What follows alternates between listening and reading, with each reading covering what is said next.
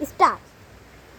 අපි අද පාලි පාඩම පටන් ගන්න බලාපොරොත්තු වෙනවා. නමෝ තස්ස භගවතෝ අරහතෝ සම්මා සම්බුද්දස්ස. ඒ භාග්‍යවත් අරිහත් සම්මා සම්බුදුරජාන් වහන්සේට මාගේ নমස්කාරය වේවා. බුද්ධ භාෂාව භාග්‍යවතුන් වහන්සේ දේශනා කළ බුද්ධ භාෂාව තමයි අපි උගන්වන්න බලාපොරොත්තු වෙන්නේ. එතකොට අපි ගන්නවා අද මේ ඒන සද්දයෙන් එන වචන. බුද්ධේන තේරුම් දෙකක් තියෙනවා. බුදු හිමි විසින්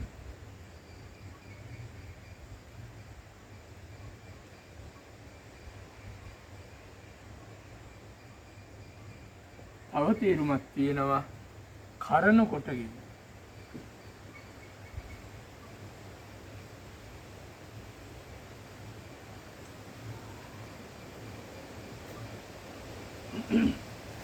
ධම්මේන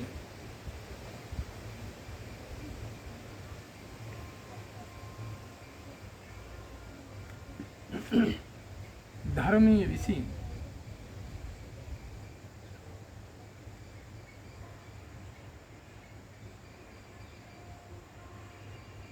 ඒකත් කරන කොටගෙන කියලා තේරුම එනවා.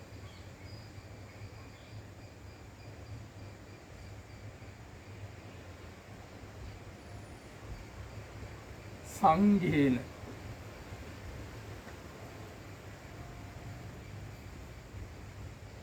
සංඝයා විසින්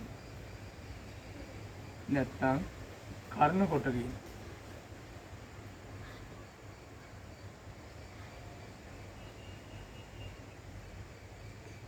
කස්සකේන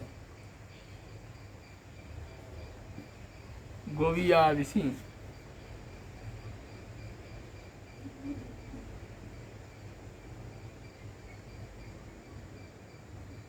කරන කොටගෙන වානරේන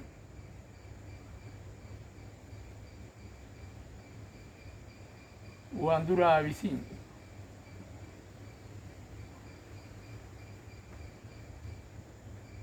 කරන කොටගෙන නරේන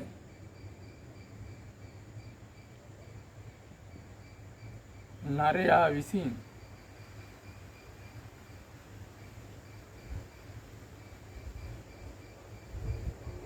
කරන කොටගෙන චෝරේන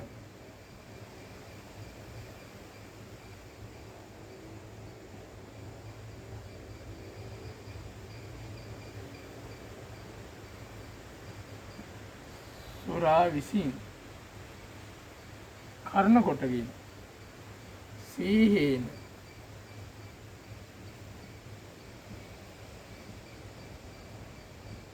සිංහයා විසින්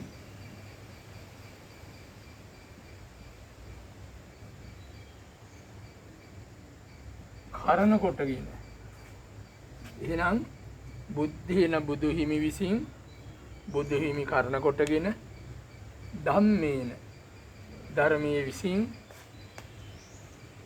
ධර්මයේ කරන කොටගෙන සංඝේන සංඝයා විසින් සංඝයා කරන කොටගෙන කස්සකේන ගොවියා විසින් ගොවියා කරන කොටගෙන වානරේන වඳුරා විසින් වඳුරා කරන කොටගෙන නරේන නරයා විසින් නරයා කරන කොටගෙන චෝරේන සොරා විසින් සොරා කරන කොටගෙන සීහේන සිංහයා විසින් සිංහයා කරන කොටගෙන මේ ඒන කියලා අකාරාන්ත ශබ්දවල යන්තාක් ශබ්ද සිය ගානක් දහස් ගානක් තිබෙනවා නම් පාලි භාෂාවේ මේ ඒන වලින් අවසන් වෙනකොට ඒකේ සිංහල තේරුම් දෙකයි දෙන්නේ. එකක් තමයි විසින් අනිත් එක කරන කොටගෙන. එහෙමනම් බුද්ධේන ධම්මේන සංඝේන කස්සකේන වානරේන නරේන චෝරේන සීහේන මිගේන මනුස්සේන යක්කේන භූපාලේන දාරකේන කුමාරේන පුත්තේන මිත්තේන ආදී වශයෙන් ත්‍යාදී වශයෙන් මේ ආදී වශයෙන් ඒන වලින් අවසන් වෙනකොට මේ අතෝනින කියන සූත්‍රයෙන් මේ ඒන ප්‍රත්‍ය ආදේශ වෙන්නේ ඒන කියලා භාවිතා වෙනකොට ඒක වචනවල තතියාකරණ විභක්ති වල විසින් සහ කර්ණ කොටගෙන කියන තේරුම විද්‍යමාන වෙනවා. ඊළඟට අපි බහුවචනයට යමු.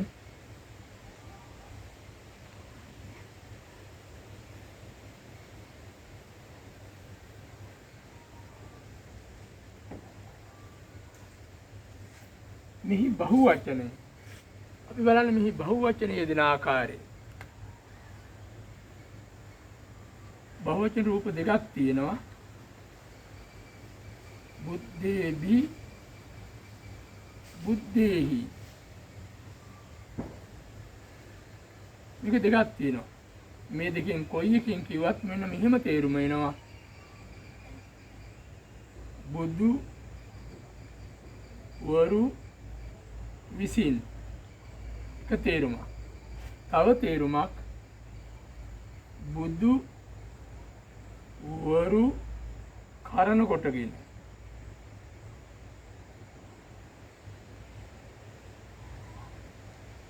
තව තේරුමක් තියෙනවා බුදු වරු කෙරෙන්.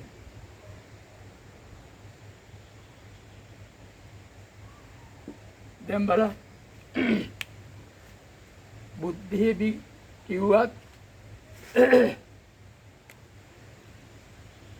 බුද්ධේහි කිව්වත් බුද්ධේහි කිව්වත් බුද්ධේහි කිව්වත් බුදුවරු විසින් බුදුවරු කරන කොටගෙන බුදුවරු කෙරෙන්. දැන් අපි මෙහෙම ගත්තාම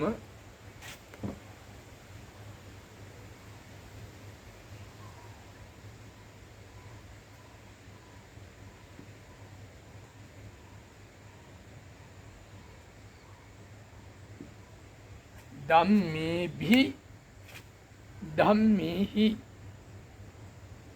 ධම්මේහි ධම්මේහි තේරුම මොනවද?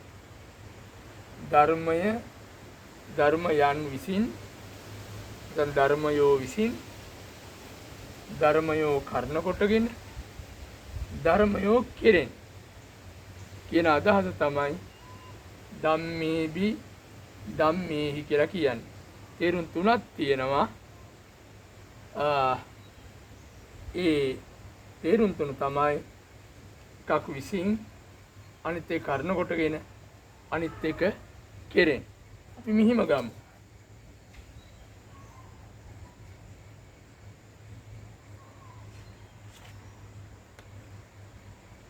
මිත්තේන මිත්තේහි මිත්තේහි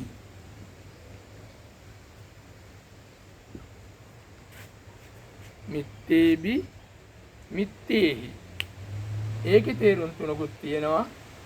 මිත්‍රයන් විසින් මිත්‍රයන් කරන කොටගෙන මිත්‍රයන් කෙරෙන්. අර්ථ තුනක් තියෙනවා පාලි භාෂාවේ.